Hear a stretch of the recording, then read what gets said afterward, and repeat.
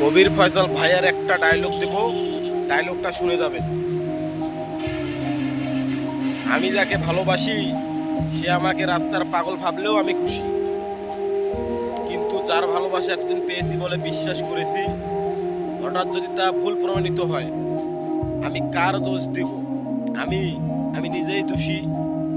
দেখলাম যে ভালোবাসে সে ঠিক ফিরে আসে, হয়তো কিছুটা সময় রেখে যায়, তবে মনে মনে ঠিক থেকে যায়।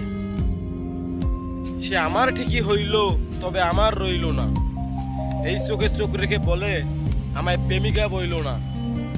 রবি ঠাকুর হয়তো এই জন্যই বলেছে আমি যেন এই ভাঙাচোরা মন নিয়ে প্রেমের উপন্যাস না পড়ি। খুব সংক্ষেপে বলতে চাই, আজ তোমায় আমি প্রচন্ড ঘৃণা করি।